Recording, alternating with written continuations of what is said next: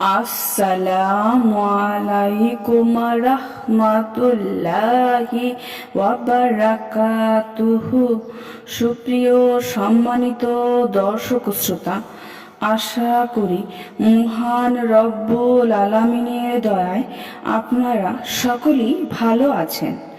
আজকে হযরত উসমান রাদিয়াল্লাহু তাআলা আনহু থেকে একটি ঘটনা বর্ণনা করব। ঘটনার শিরোনাম হচ্ছে উসমান রাদিয়াল্লাহু আনহুর বিয়ে। আশা করব ঘটনাটি শেষ পর্যন্ত শুনবেন।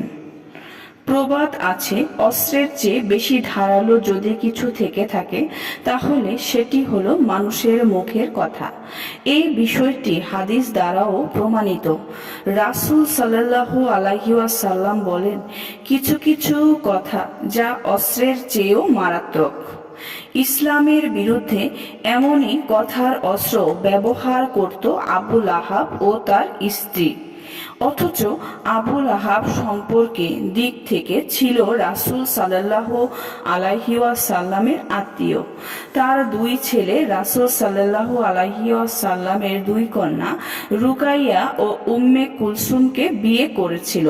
যাই হোক, আবু লাহাব রাসূল সাল্লাল্লাহু আলাইহি ওয়াসাল্লামের আত্মীয় হওয়া সত্ত্বেও যখন তার বিরুদ্ধে এমন কথার অস্ত্র দ্বারা ইসলামকে আঘাত করতে লাগলো, তখন স্বয়ং আল্লাহ তাআলাই তার বিরুদ্ধে জবাব দিলেন। আবু লাহাবের দুই হাত ধ্বংস হয়ে গেছে, এমনকি সে নিজেও ধ্বংস হয়ে গেছে। আল্লাহর এর জবাব শুনে আবু লাহাব খুব রেগে গেল। সে এর প্রতিশোধ নিতে চাইল। সদ্য বিবাহিত তার দুই ছেলেকে নির্দেশ দিল, মুহাম্মদের মেয়েদের তালাক দিয়ে দাও।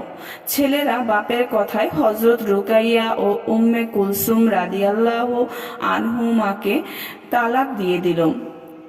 এখানে আল্লাহর বিশেষ যে শান্তি লক্ষণীয় ছিল তা হলো, আবু লাহাবের দুই ছেলের সঙ্গে রাসূল সাল্লাল্লাহু আলাইহি ওয়াসাল্লামের দুই কন্যার বিয়ে ঠিকই হয়েছিল, কিন্তু আবু লাহাবের দুই ছেলের কোনো জনই রুকাইয়া বা উম্মে কুলসুম রাদিয়াল্লাহু আনহুমার কারো সাথে মিলিত হওয়ার সুযোগ পায়নি। এটাই ছিল আল্লাহর বিশেষ হিকমত। যাই হোক, তারা দুজনকে তালাক দিয়ে দিল। এ খবর তড়িৎ গতিতে মক্কার চারিদিকে ছড়িয়ে পড়ল। উসমান রাদিয়াল্লাহু আনহুর কাছেও এই খবর এলো। তিনি এটিকে একটি সুবর্ণ সুযোগ মনে করে রাসূল সাল্লাল্লাহু আলাইহি ওয়াসাল্লামের কাছে গিয়ে হযরত রুকাইয়া রাদিয়াল্লাহু আনহাকে বিয়ের প্রস্তাব দেন।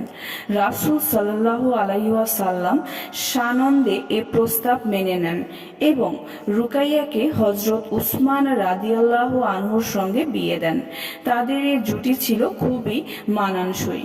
বিয়ের পরে মক্কার লোকদের মুখে মুখে ছড়িয়ে পড়ে যে রুকাইয়া ও উসমানের মতো জুটি আমরা আগে কখনো দেখিনি।